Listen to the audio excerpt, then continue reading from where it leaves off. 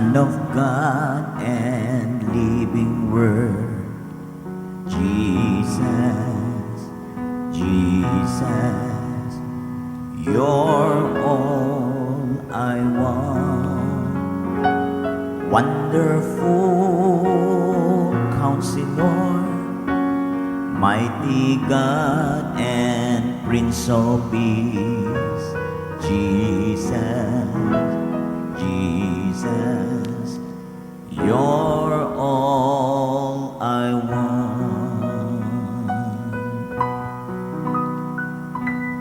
Worthy, you're worthy, you are so worthy, worthy, worthy, worthy of all glory. Faithful, you're faithful, you are so faithful, faithful, faithful to me.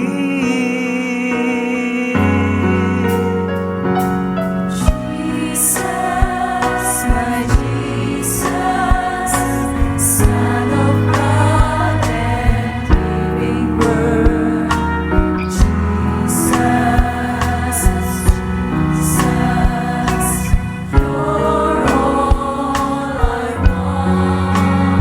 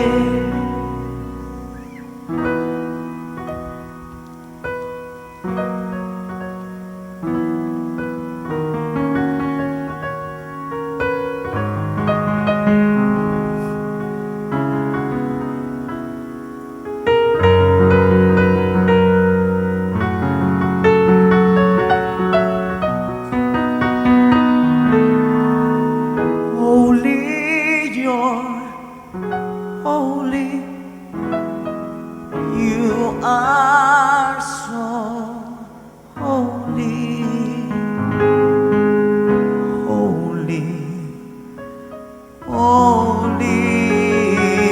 You are so holy. Faithful, you're faithful. You are so faithful, faithful, faithful to me.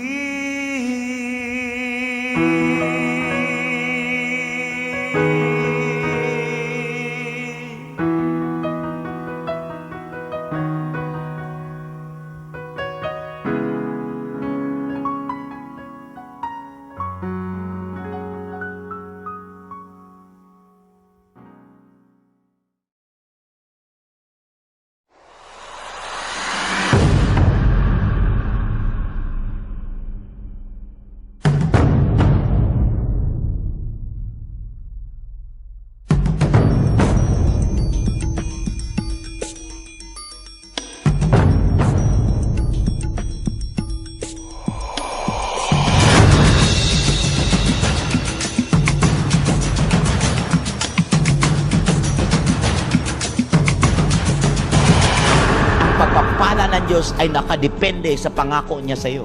Gusto niyo magtagumpay ang inyong mga anak? Simple lang. Maglingkod kayo sa Panginoon na hindi yan trabaho. Maglingkod kayo sa Panginoon, hindi yan duty. Maglingkod kayo sa Panginoon dahil buhay nyo, hininga nyo. Pagkakataon nyo yan, ng reward na yan ay inyong ma-enjoy. People need the Lord. Amen. Praise be the name of Jesus. Wow, purihin ang Panginoon sa kanyang kabutihan. Lord, luwalhatiin ka sa oras na ito. Dakilain ka at Lord, patuloy ka pang magpakilala sa amin. Panalangin namin ng iyong presensya, patuloy na ihayag sa buhay namin at pagpalain ng lahat ng mga nakikinig, ang mga kaabangers, mga masugid na taga-subaybay, ng gawaing ito, Panginoon, ng daily life sharing. Lord, I pray na ang aking mga kapatid ay iyong patuloy na katagpuin sa pamamagitan ng iyong mga salita. Kaya Lord, purihin ka, sambahin ka, na ikaw ang tunay na Diyos. Ikaw at wala nang iba. O Panginoon, hallelujah. Ikaw ang tunay. Amen. Ika'y walang Ika'y nag-iisa, ikaw lamang, wala nang iba. Sa'yo ang aming awit, dinggin ang aming tinig, isisigaw sa buong mundo, laan mo. Amen. Pupurihin ka, O Diyos. Pupurihin ka, O Diyos. Hallelujah. Ang aming alay ay pagsamba. Kaluwalhatian, buong karangalan, kapangyarihan mo'y walang katulad. Pupurihin ka, O Diyos, pupurihin. Glory to Jesus. Ang aming alay ay pagsamba.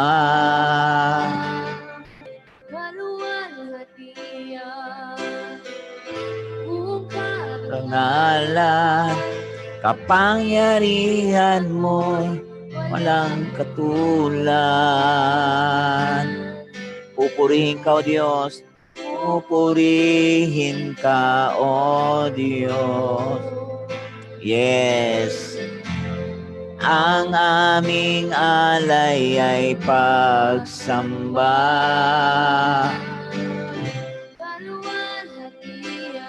Yes, buong karangalan,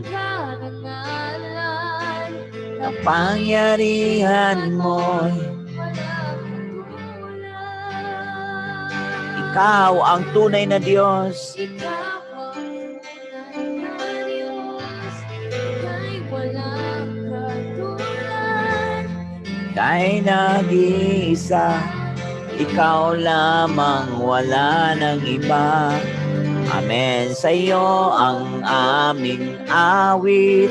Tingin ng aming tinig, sisigaw sa buong mundo. Amen. Ikaw ang tunay na Diyos. Ikaw ang tunay na Diyos, ika'y walang katulad. Ika'y nag-iisa, ikaw lamang, wala nang iba. Sa'yo ang aming awit, tingin ng aming tinig, sisigaw sa buong mundo. Kadakilaan mo. Kadakilaan mo. Alam niyo po mga kapatid, salamat sa Diyos na dapat talagang isigaw ang kanyang kabutihan sa buong mundo. Kasi wala po talaga siyang katulad. Walang kapares. At walang hanggang nais na tayong lahat makatagpo. At dalangin ko sa Diyos ang mga mensahe sa hapong ito, no, sa araw na ito ay katagpuin ang spirito mo. At purihin ang Diyos sa buhay mo, Ate Shoni at anak Lydia. Thank you, thank you. Purihin ang Panginoon. Hallelujah. Luwalatiin siya. Amen. Luwalatiin ang ating Panginoong Hesus. Amen po ba? Oh, glory to God. Now, ngayon mga kapatid, ito'y ating series, no, na ating pinag-uusapan. Ito ay serye ng mga mensahe na ating pong pag-uusapan. Kung inyo pong atin pong susubaybayan itong mula nung una, mga pang-ilang araw na to, talagang medyo mahaba po ito. Napakadami kasi nito na kailangan nating talakayin. Ito yung tinatawag na press on towards perfection. No, go on towards perfection, kasi kailangan nating maintindihan na sabi ng Hebrew chapter 6 na iwanan natin ang ating mga elementary na teachings. Iwanan talaga yan. At let us press on towards maturity. No, press on towards maturity. Kasi right after na ikaw at ako ay tumanggap kay Kristo Jesus, ay tumanggap tayo ng gift of salvation. Tumanggap tayo ng gift of faith that caused us to be get saved. No, and delivered us from the power of sin, from the bondage of sin, and from darkness. The Lord turn our hearts, turn our life into light, into His marvelous light. So, dinala tayo ng Panginoon doon sa liwanag na yon.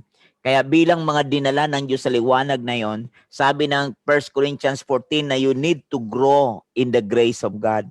No, those who are delivered by the Lord from their old life, no, you need to be trained, you need to be sharpened, you need your spirit to grow.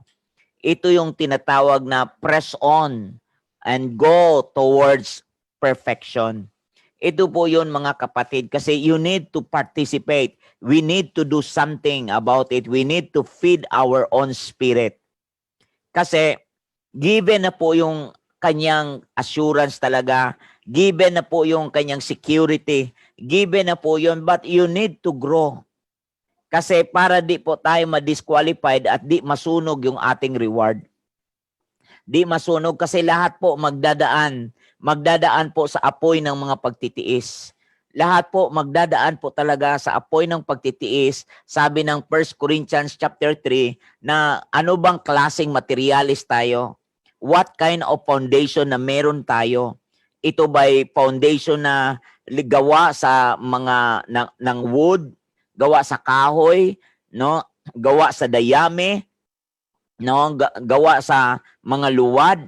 Mga kapatid, na kapag iyan ay dumaan sa apoy, ay talagang masusunog at baka madadali pa ang reward na bigay sa iyo ng Panginoon.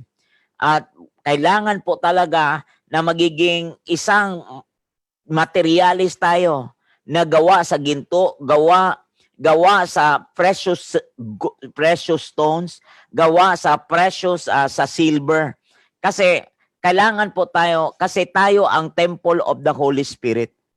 At lahat po talaga ay magdadaan sa shakening. Lahat po magdadaan sa ugaan. At mga kapatid, pag hindi natin iiwan ang not laying again a foundation of repentance from dead works, kailangan po talagang wag na tayong matenga pa sa ating kahapon. Wag tayong maging memory-driven. Wag tayong maging tangan-tangan ng ating mga pangit nakaraan, maging sa mga magagandang nakaraan. Ang lahat ng mga nakaraan ay wala na pong maitutulong sa iyo sa gagawin mo ngayon at sa gagawin mong bukas. Hanggang alaala na lang yun. At sabi ng Bible, di na rin niya uulitin kasi bawat panahon ay laging may bagong bagay. May laging bagong bagay. Kaya kung dito, kung maintindihan po natin ito, di ka talaga papayag na matingga dyan. At atin pong napag-aralan yung tinatawag na press on to maturity, not laying again a foundation of repentance from dead works, yung activities of men made out of wisdom of men. Atin na po yung itakwil. Talagang iwan na po natin ang sabi ng Bible, elementary teaching. Living the elementary teaching. Kailangan pag-aralan po nating maiwanan yan. Huwag tayong laging balik sa elementary. Talaga po, mga kapatid, is a dead thing. Pag bumalik na tayo sa ating mga dating pinanggagalingan at sa ating pong mga kinasanayan. At dito, maunawaan po natin ito. Pag naintindihan natin po ito, ay talaga namang umangat tayo. Pumasok tayo doon sa salitang pananampalatayang nakatuon sa Diyos. Faith towards God. Kaya nga sa mga Western, sa mga Westernian belief, sa mga pangunawa ng Western, ang kanilang isip, ang teaching o ang doctrine sa kanila ay teaching at information. No? Teaching and information. Pero sa pandinig ng mga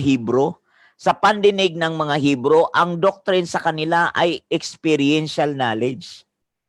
Experienced by experience. Nakita nila ang kamay ng Diyos. At ngayon, nais ng Lord na ma-experience natin yan. At yung pangatlo, mga kapatid, na ating pong pag-uusapan, ay tungkol po ito sa salitang baptisms. Plural po yan Sa King James Version, yung baptisms na yan ay plural po yan.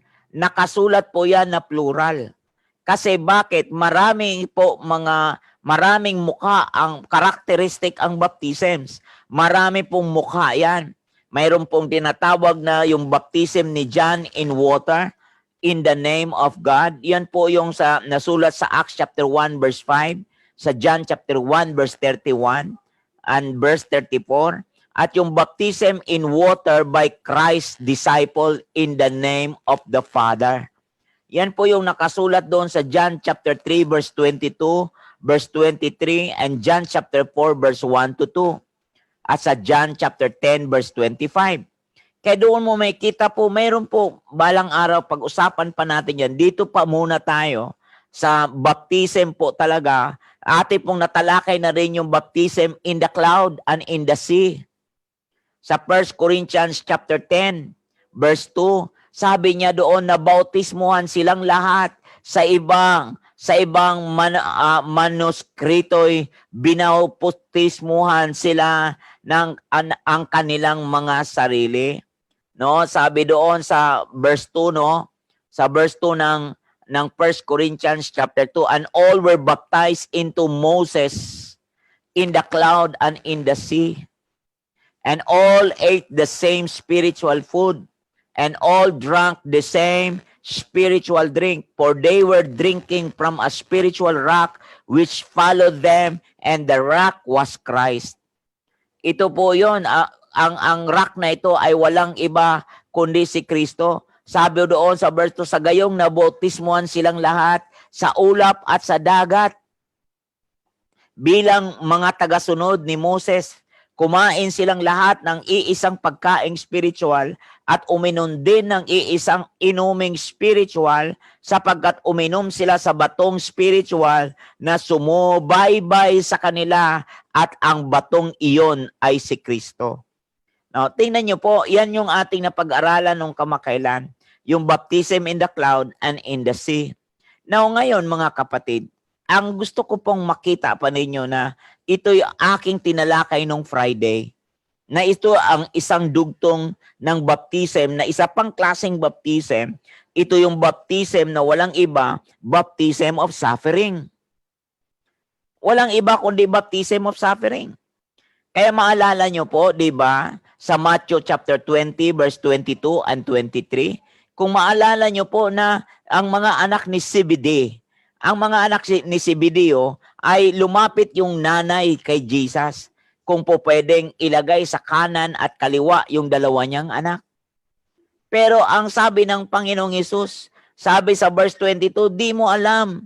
Sabi niya, hindi ninyo nalalaman ang inyong hinihingi. Sabi ng Panginoong Hesus.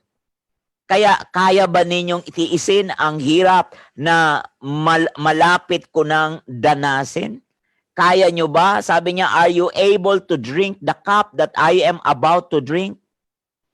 At sabi niya sa verse 23, at sinabi ni Jesus, daranasin nga ninyo ang hirap na tiisin ko. Daranasin nga ninyo.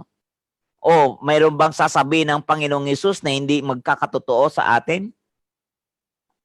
Now, kung inyong pag-uusapan kung pagtitiis, meron po ate pong natalakay yung pagtitiis nung mga nakaraan, na nawa yung mga pagtitiis ninyo ay hindi pagtitiis bunga ng inyong mga kasalanan.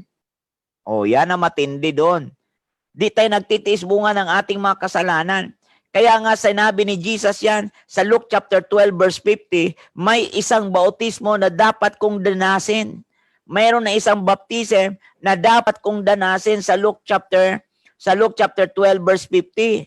But I have a baptism to undergo, and how distressed I am until it is accomplished. At ako'y nababagabag hanggat hindi ito nagaganap. Expected niya na yon. At anong sabi sa atin sa verse 23 ng Matthew 20, na ang sabi niya, danasin nga ninyo ang hirap ng tiisin ko. At sabi nga sa 1 Timothy na yung dinanas niya, wala pong alipin ng higit sa kanyang Panginoon. Pero ang aking gustong talakayin dito, anong klaseng baptism ito? Kaya nga makikita nyo po itong baptism of suffering, hindi ito baptism na bunga ng ating kasalanan at bunga ng hagupit ng ating mga kamalian. Magkaiba po ito. Itong baptism of suffering ito yung suffering na kung saan ay atin pong tinitiis na wag po nating maisantabi yung yaman ng kahulugan na ginawa ni Kristo Jesus. At ano pong baptism ito? Ito yung baptism to be like Christ. Baptism na wag nating makompromise ang kalooban ng Diyos. Kaya nga po sinabi ng salita na yan sa Colossians 1:23-25. To fill up what is lacking in the affliction of Christ for the sake of the body which is His church. Ito po yung fill up what is lacking. Tayo yung tagapuno kung ano yung pwedeng idagdag doon sa affliction of Christ. At yung affliction na yun, hindi yun sa atonement. Hindi yun sa hirap ni Kristo sa krus sa Kalbaryo. Kundi yung tinatawag na lacking in the affliction of Christ, ito yung He is referring to the sacrifices and suffering in seeking to be a perfect servant and representation. Maipresenta natin si Christ sa kanyang simbahan, sa kasanlibutan, sa mga taong nakapaligid na baguhan na di pa kayang sumunod sa Diyos. Ito po yung aking tinalakay nung nung Friday. Kaya tinalakay natin to. Kaya mga kapatid, kaya naghahanap ang Panginoon ng mga human vessel na today na magiging channel and manifestation ng kanyang pag-ibig, ng Diyos para to the present people of the world who cannot see Him. to the present. No? To meet. Kumbaga, para yung mga taong di nakakita sa Panginoon, yung manifestation, maging channel tayo, maging instrumento tayo, at tayo yung manifestations of the love of God. Kaya ito yung sinasabi ng 2 Corinthians na lagi kong paulit-ulit. Na ito yung salita na nakatitik sa puso ng tao, nakasulat sa puso ng tao, hindi sa tableta ng bato, at ito ay nakikita ng lahat at nababasa ng lahat, at ang meaning po nyon ay manifestations of the love of God to the present sa mga taong nasa paligid natin, na nakapaligid sa atin, na makikita nila ang yaman ng kahulugan ng ginawa ni Kristo Jesus sa Kalbaryo. Yan po yung isang klaseng suffering na hindi po natin ma-compromise ang Panginoon. Kahit sa gitna pa ng kawalan, wag lang manggagaling ang ating pinagkakakitaan sa maling paraan. Mapanatili ang katapatan, mapanatili ang purity, yan ang ibig kong sabihin. Maghihirap tayo na manatili yung ating sariling unblemished or blameless. Kasi we have to stand up because Jesus is pure, we need to be pure like Him. Kasi ang ating pong pinakarurok na ating pong kapupuntahan ay walang iba to be like Him. Sabi ng Hebrews 7:26. To be like His mercy. Kung siya ay merciful, kailangan din tayong merciful. Sabi ng Luke 6:36. Kung siya ay perfect, you need to be perfect as your Father is perfect. Kaya nga ito yung law, ito yung ating pong pagkakalagakan. Tayo po ang manifestations of the love of God. Tayo po ang channel at manifestations ng kanyang pag-ibig. At dahil dyan mga kapatid, dadaigin natin ng mabuti ang masama. Yun ang matinding pagtitiis. Kaya sinasabi ni Pablo sa Romans chapter 5 na nagagalak kami sa aming mga pagtitiis. Saan ka makakita ng pagtitiis kinagagalak? Sa human point of view, lahat na nagtitiis, walang nakangiti. Sa pananaw ng tao, kaya hindi ma-reconcile talaga ito sa ating isip. Hindi ma-reconcile ito sa ating carnal na isip. Kaya yung carnal na kaisipan, mahirap yan pagtahi-tahiin, mahirap yan pagdugtong-dugtungin, kasi mga kapatid, iyan ay hindi common na language. Hindi po yan ordinary na language. Yan ay gawa ng extraordinary na tao na kaisa ang Panginoong Hesus. Kaya yung pagtitiis mo na yan, hindi yan pagtitiis dulot ng kasalanan. Hindi yan ang pagtitiis dulot ng iyong mga kapalpakan. Hindi yan yung mga pagtitiis. Ito yung klase ng baptism of suffering na hindi po yan dahil sa ating mga kagagawang kasalanan. Magkaiba po yan. Ang tawag niyan consequence. Kaya itong klase ng baptism nito, sabi ni Jesus, kaya nyo bang batain yung aking madadanasin na pagtitiis? At sabi niya, itong baptism, sabi ng Luke 12:50, na itong baptism na ito, hindi ako magiging panatag hanggat hindi ito aking magagampanan. O iba, tinatakasan eh. Panatag pag nakatakas eh. Magkaiba. Ang lingwahe, ano? Si Jesus hindi panatag hanggat hindi niya magawa.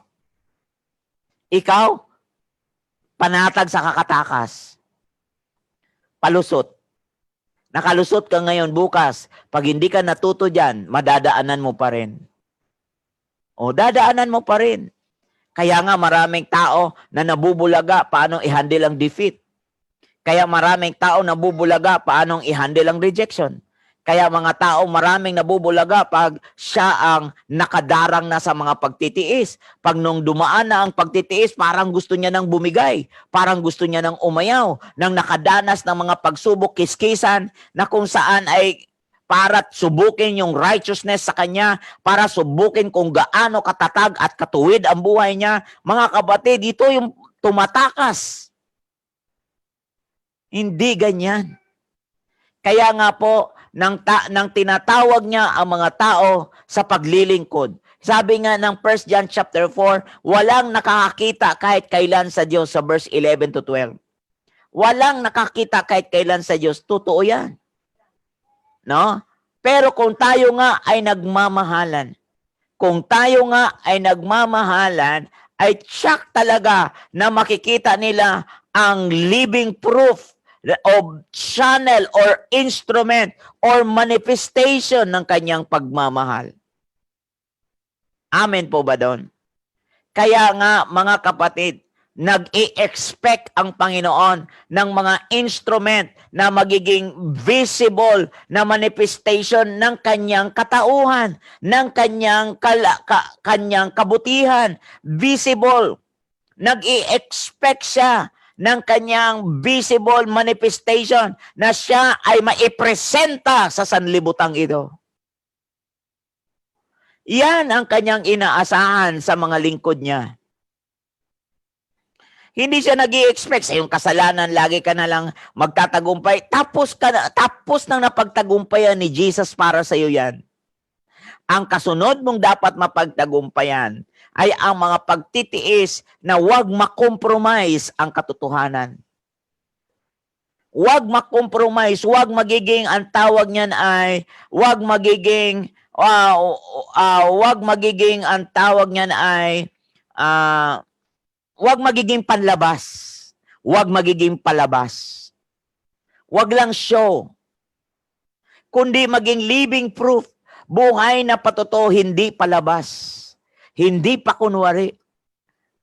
At kaya nga, naghahanap siya ng mga chosen vessel niya na kung saan maiprepared sila na tugo ng parehong pagtitiis, parehong hardship, pareho ng rejection, na kung saan isang vessel na kung baptize ng parehong baptism na handa tayong humarap sa mga rejection.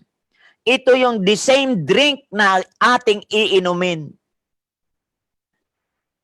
Iinumin tsak, sabi ng Matthew. Yung kanyang babatain ng mga pagtitiis, iinumin din natin kagaya niya. Kaya hindi po bago yan. Suffering na yan, the same cup of suffering which he drank. Kaya nga po, ininom natin ang the same bato na galing sa isang bato na yon. Walang ibang batong tinutukoy kundi ang Panginoong Hesus. Kaya nga po, kung mapapansin nyo po na kailangan mabantayan po natin sa Romans 12:21 yung daigin natin ng mabuti ang masama. Daigin natin mabuti ang masama. At alam nyo po, napakatindi, napakamangha-mangha na ang tugon ng mga tao, na papasok sa ministeryo, na lalapit sa gawain ng Panginoon dahil kitang-kita sa iyo ang gumagalaw na pag-ibig ng Diyos sa pamagitan ni Kristo Jesus, buhay na buhay sa iyong pagkatao. Buhay na buhay sa iyong pagkatao. Ito yung sinasabi na proven talaga.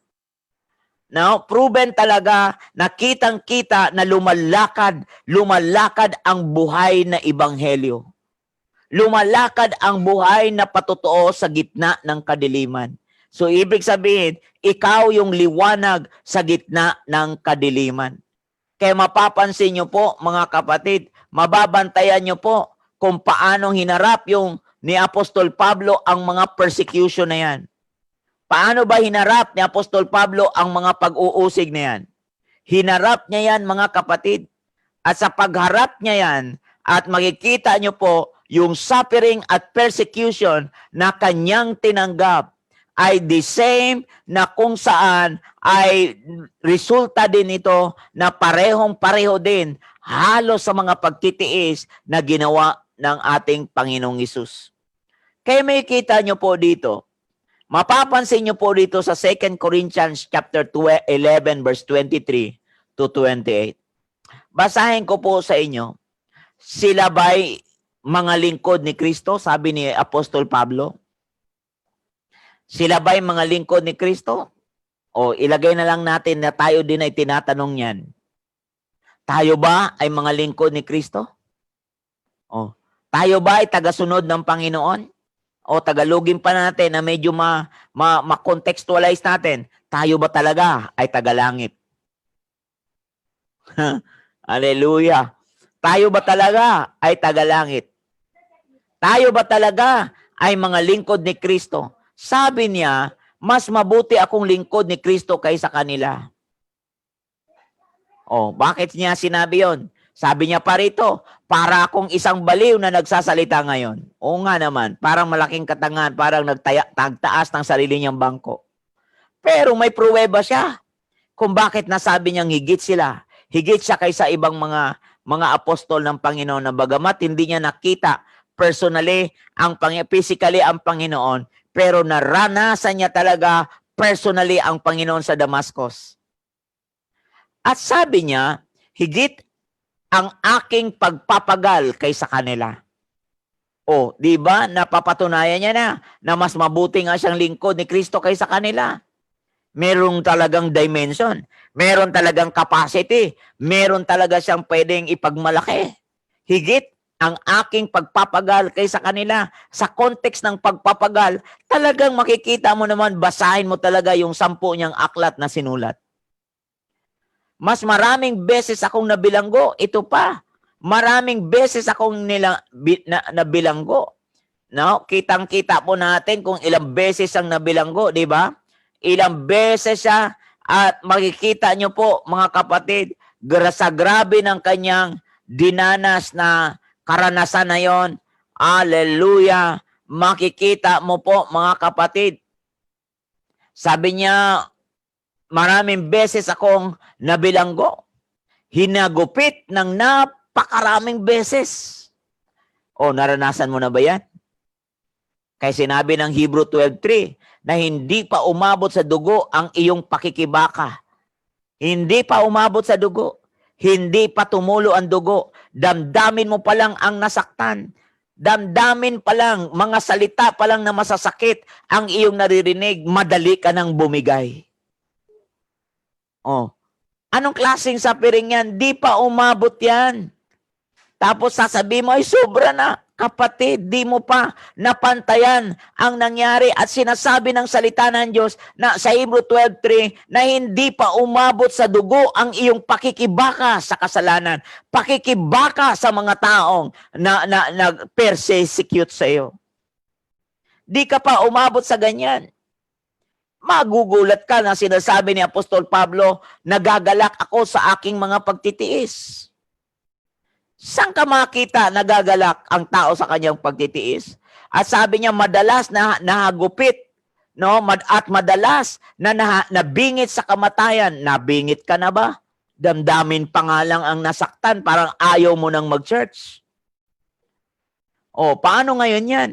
Anong sukat na meron kang sukatan na parang gusto mo nang bumigay? Pupunta ka na lang doon sa church na hinihimas ka, pinupuri ka, andoon ka, lagi kang ina-appreciate, kaya hindi ka mabuo-buo.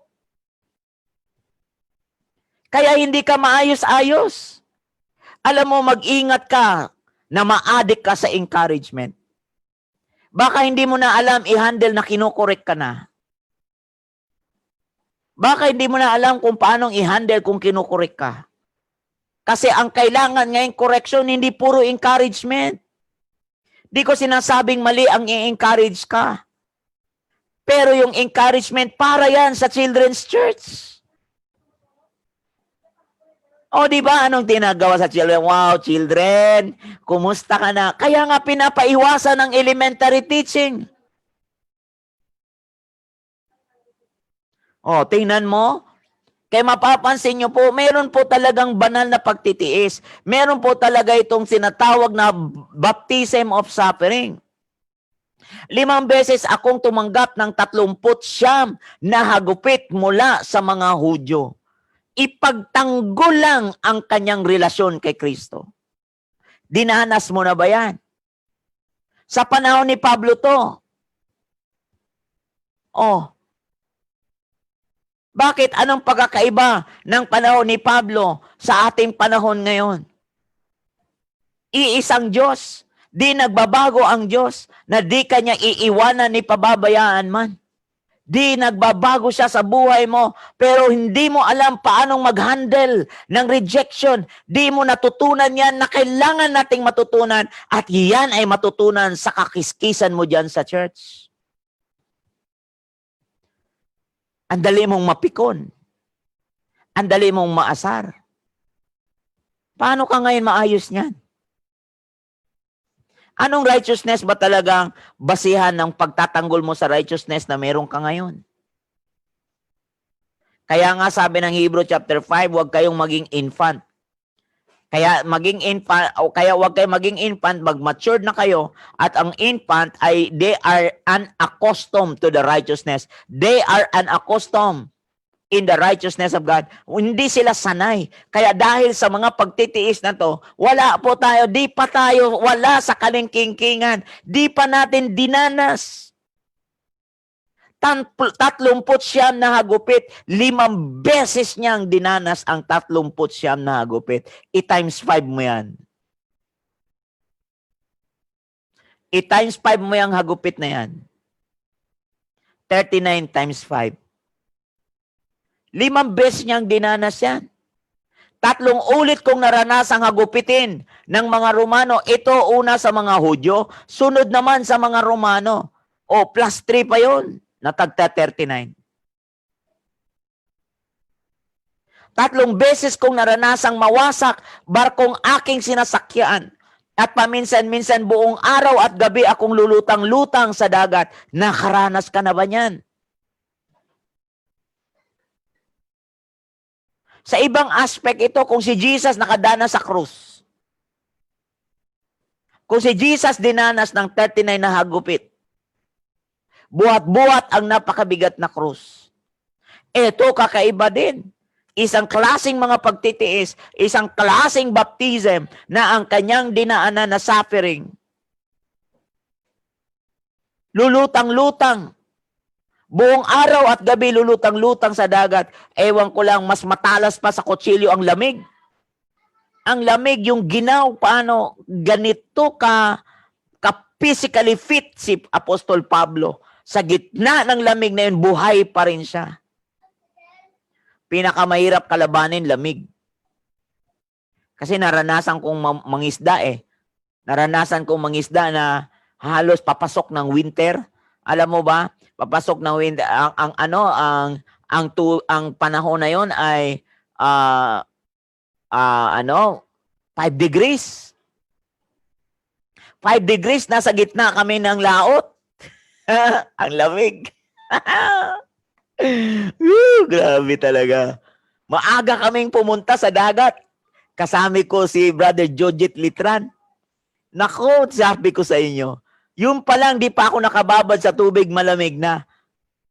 Yung pa kayang araw at isang gabi, magdamag na nakababad sa tubig, mga kapatid, mas matalas pa sa talas ng kutsilyo na sumusuot sa inyong katawan ang lamig, mga kapatid. Dinanas niya to. Dinanas ng 3 beses. Dinanas niyang mawasak ang barko niya na kanyang sinasakyan 3 beses. At sabi niya, minsan pong araw, minsan to. Pero ilang kayang beses na minsan ito. Oh. Imaginein mo yan. Naranasan na ba natin to? Alam mo, minsan napagsabihan ka lang. Parang halos ayaw mo na mag-church. Oh, easy? Halos ayaw mo na. Parang gusto mo na parang gusto mo nang itakwil. Parang gusto mo nang, ay grabe ka. Mga kapatid, imaginein mo to. Kung di mo to mapapansin na ang baptism na ito, hindi mo to malampasan, di mo to, ay no wonder. Di ka pagtaka. Bakit palipat-lipat ka ng simbahan? Para kang tipaklong. Oh, para kang tipaklong. Di mo makita-kita, di mo maayos-ayos, at di masinop-sinop ang iyong sarili. Kahit sino pa talagang anointed na pastor ang pumaligid sa buhay mo, kung ikaw talaga hindi ready sa ganitong pagkokorek, mga kapatid, aywan ko sa'yo. Kahit siguro si Kristo pa ang bumaba, walang makakatulong sa'yo. Totoo to. Kasi choice to eh. Maturity is a choice. Bakit sinabing is a choice? Let us go and press on. May partisipasyon tayo. Hearing God is a choice. Right after na maligtas ka, it's a choice. Walang makakatulong sa'yo. Certain area na pwede mag-intervene ang Panginoon, pero ilang beses lang yun. Baka once lang yun, o di natin alam. Kasi Diyos ang Diyos ang nag-i-evaluate, Diyos din. No? Diyos din ang final say. Pero kung iyong mababantayan, kung hindi mo bantayan ang spirit mo, na yung testing ng yung ginto, yung pananampalatayang maging tunay na ginto yan, na parang ginto na ganyan sa katunay. Kasi sabi ng Hebrew chapter 12, na idadaan tayo sa klase ng ibang shaking, isi-shake niya yan, para ang di nauuga ay mananatili at ang mga nasishakable ay matanggal, maalis, ma-eradicate sa buhay mo at manatili ang permanent. Alam ko na ang permanent, yun lang ang pure. Yun yung made out of stones, made out of precious stones, made out of gold, made out of silver. Ito lang yung isang klaseng foundation ang mananatili na idaan man sa apoy ng pagtitiis. Ang akala natin ang baptism tubig lang, no. Yun ang alam mo.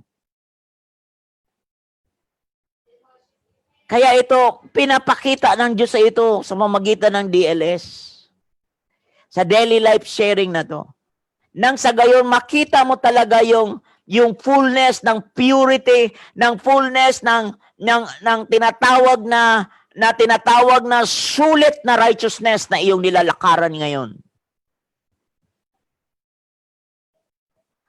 Para hindi tayo balisaw-saw. Para hindi tayo laging pabago-bago ang isip. Pabago-bago din ang pastor. Pag ayaw mo na naman sa pastor na to, dito ka na naman. Pag ayaw mo na naman sa pastor na to, dito ka na naman. O ayaw mo na sa church na to, tatalon ka na naman. Liban lang talaga pag di ka lumago, pwede ka dyan. Pwede ka talagang maghanap. Pag di ka lumago.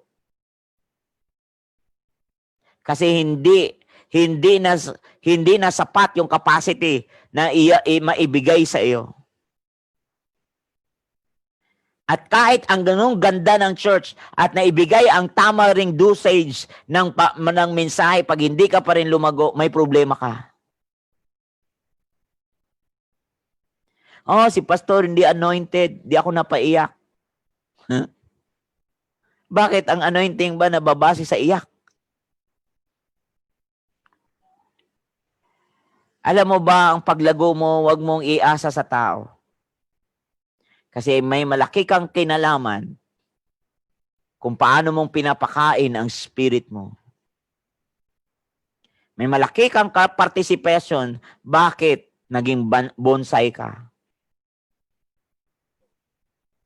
Kaya dito, mapapansin nyo po, na buong araw at minsan buong araw at gabi, akong lulutang-lutang, sabi ng 2 Corinthians chapter 11 verse 26 25. Kaya dito makikita mo sa verse 26, sa malimit kong paglalakbay.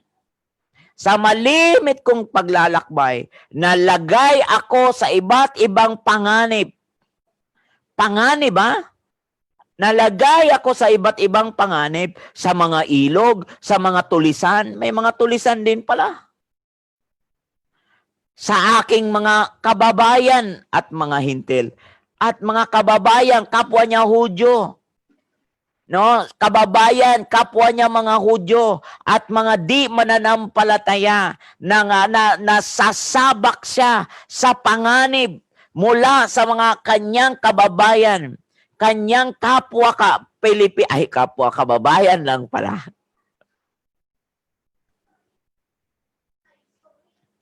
At sa mga hintil na di mga mananampalataya, mga panganib sa lungsod, sa ilang, sa dagat, sa disyerto, sa dagat. Ito ang malupit.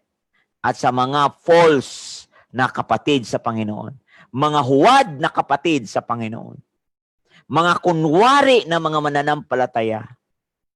Kasama pala dito ang huwad ng mga mananampalataya. Mananampalataya niya. Pero mga unbelieving believer ito. Pero unbelieving believer. Mga believer pero unbelieving. Na isa ito sa nalagay siya sa panganib sa mga ito. Kung nangyari sa kanila ito, di ba posibleng mangyari ngayon? Di ba posibleng mangyari rin na maranasan natin ngayon? Kasi sabi niya sa Timothy, kung ano ang ginawa nila sa Panginoon, gagawin din nila sa atin. Pero magalak kayo. Sabi ng John 16:33, sabi ni Jesus, magalak kayo. Napagtagumpayan ko na ang sanlibutan. Sino ang nagtagumpay? Ang Panginoong Hesus para sa iyo. Sinong nagtagumpay? Ang Panginoong Hesus para sa atin. Kaya nga sinasabi niya na ang Espiritu ng Panginoong Hesus ay mananahan sa iyo. Mananahan sa akin. Kaya dito, ang sabi niya sa verse 27, naranasan ko rin ang labis na hirap. Grabing hirap to. Naranasan ko rin ang labis na hirap. Anong paghihirap ito? Di natin alam. Labis na paghihirap. Ang labis na hirap. Di binanggit dito kung alin doon. At pagod, may pagod pa.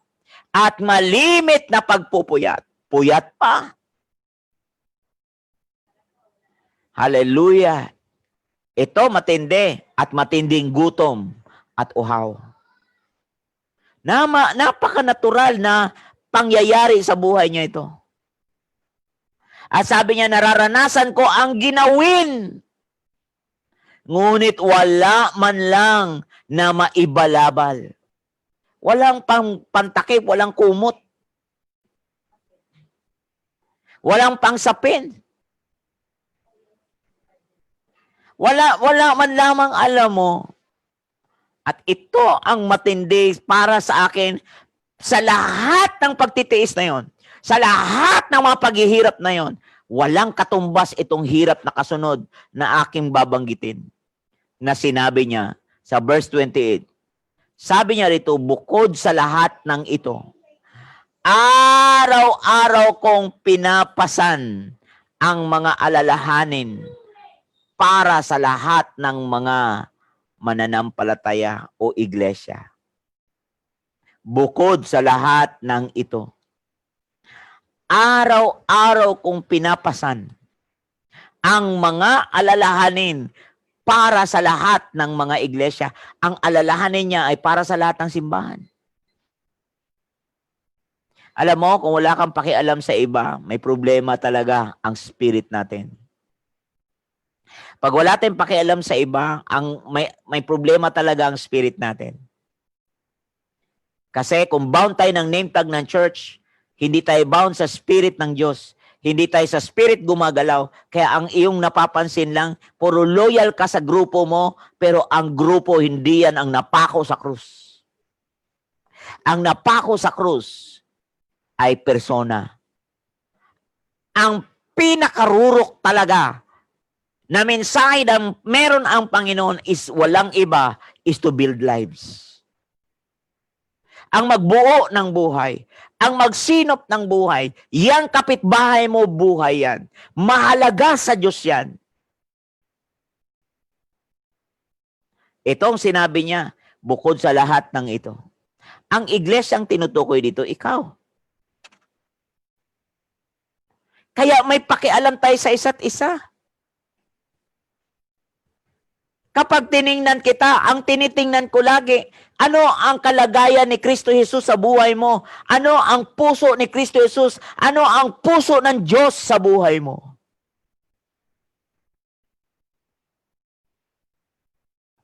Kaya may pakialam tayo sa isa't isa. Ang tawag sa atin, body of Christ.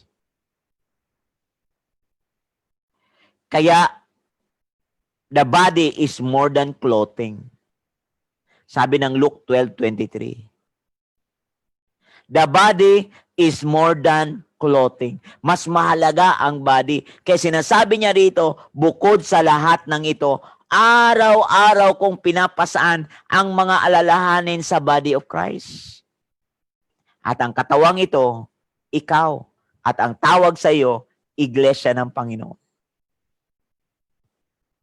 Ang iglesia, hindi grupo yan. Ang iglesia ay Kristong namatay para sa iyo at nabuhay para sa iyo at pinili ka na maging vessel niya, pinili ka na maging instrumento niya, i-represent ang pag-ibig o channel, i-channel ang pag-ibig ng Diyos upang makita ang Diyos sa buhay mo, upang yung ibang mahihirapang makasunod sa Diyos ay makakasunod dahil sa buhay mong patotoo. Kumbaga, naging living proof ka at buhay na patotoo ka sa mga nakikinig. At sa mga nakakakita, kitang-kita ang langit sa buhay mo na lumalakad dito sa lupa.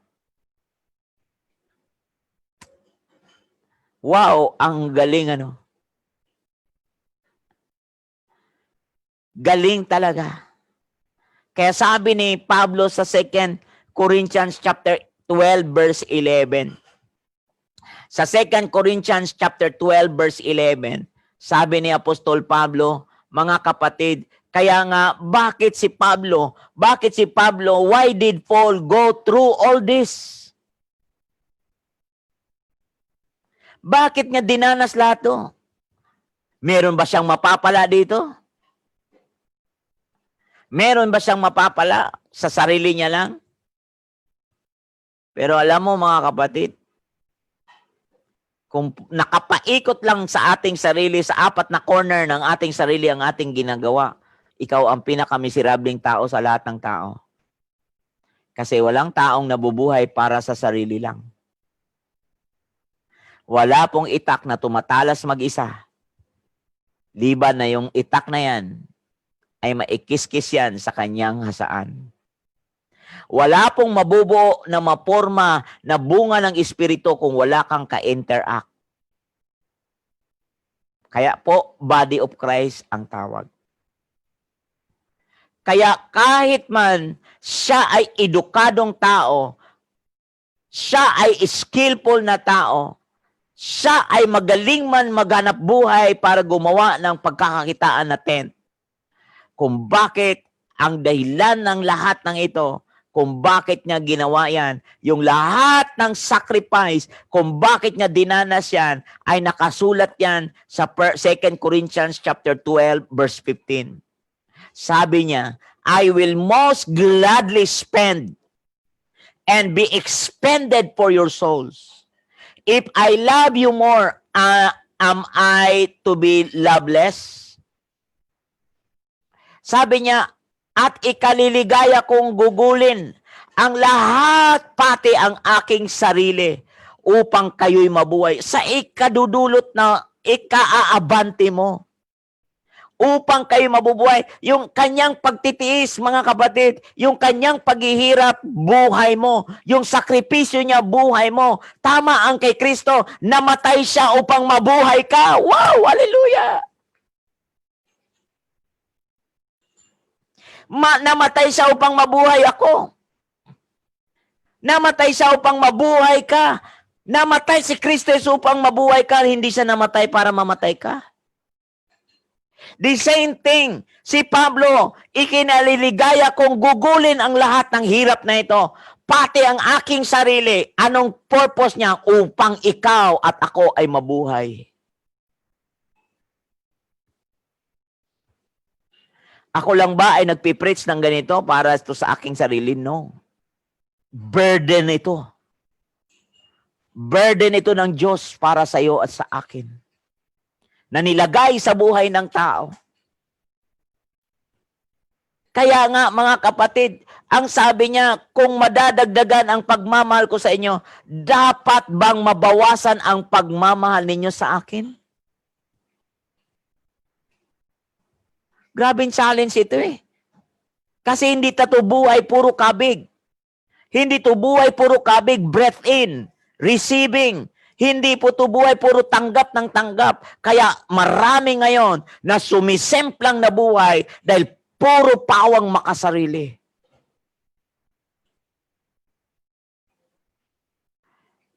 Kaya gusto ng Diyos, maintindihan natin ang baptism of suffering. Ang magtiis man tayo ay sa ikagagaan ng iba. Maghirap man tayo sa kauunlad ng iba.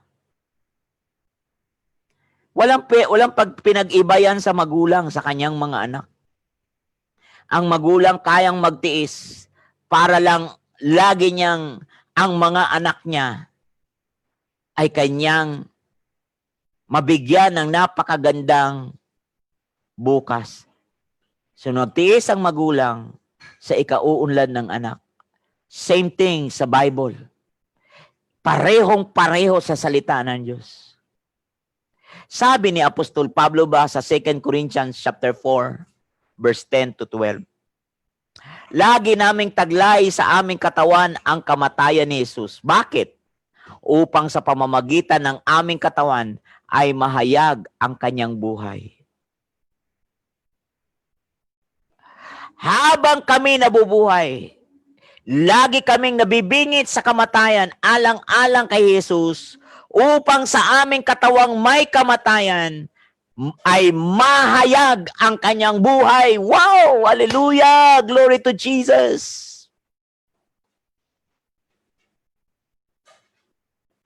Kaya't sabi ng verse 12, kaya't habang nagwawagi sa amin ang kamatayan, itong matindi, nagwawagi naman sa inyo ang buhay. Lalong lumalaganap ang buhay at maraming nabubuhayan dahil sa buhay na may nagtanim na buhay. Oo, mga kapatid, napakatindi ng salita ng Diyos. Yang baptism na yan, ng suffering, hindi yan suffering na dulot ng ating mga kapalpakan at kasalanan, kundi yan ang suffering na mai-channel at maipakita ang manifestation ng buhay na pag-ibig ng Diyos na lumalakad sa lupa upang maging buhay na patutuo ka sa mga hindi pa nakakilala sa Diyos. Upang makita ng marami. Upang kung sa pangkamatayan mo, marami naman nagwawagi na buhay. Sa iyong kabigatan, sa kanila'y dulot ay kagaanan. Sa iyong hirap, ang dulot naman ng iba, kaginhawaan. Sa atin ang hirap, ang dulot naman ng iba ay kasaganaan. Sa ating kawalan, sila naman ang nagkaroon. Sa ating pagkalimot sa ating sarili, marami namang nabuhay sa Diyos. Yan ang tiisin na totoong tiisin na galing sa Diyos. Ipinapakita natin ang buhay na patotoo, na buhay ang Kristong di nakikita. Buhay na buhay ang Diyos na di nakikita.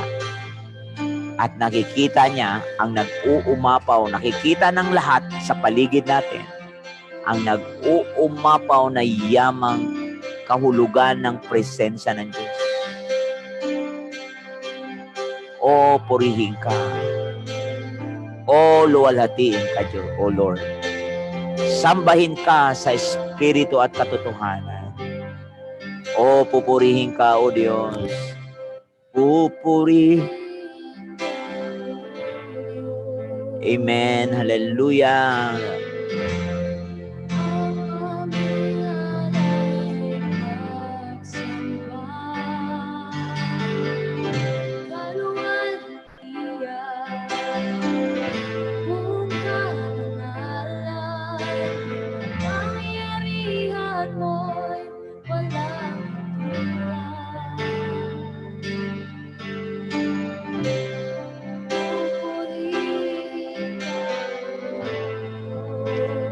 Amen.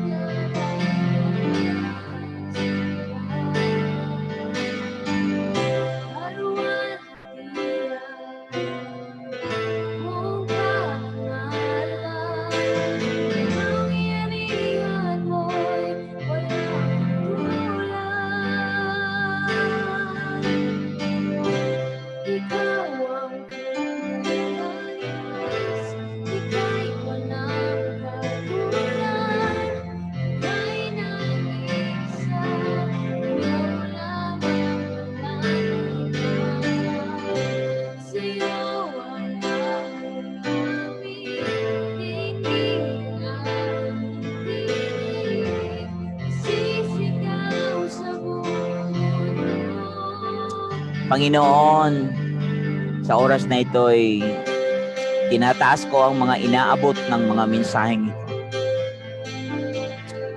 Lord, makita namin lahat ang tunay na yaman ng kahulugan ng pagtitiis na kagaya mo. Kaya kung ikaw nagtiis sa hirap sa panahon mo, pero nagtamasa naman kami ng kagaanan. Kung ikaw ay namatay sa iyong kapanahunan at nabuhay na maguli at nang ikaw ay namatay ay nagdulot sa amin ng buhay, Panginoon, sino kami para hindi pag-aralan ang yaman na merong nakakapaloob, nakahulugan sa buhay ng pagtitiis na nagdudulot sa amin ito ng pagtsatsaga. At sa aming pagtsatsaga, nagbubunga ito ng proven character. Nagbubunga ito ng perseverance.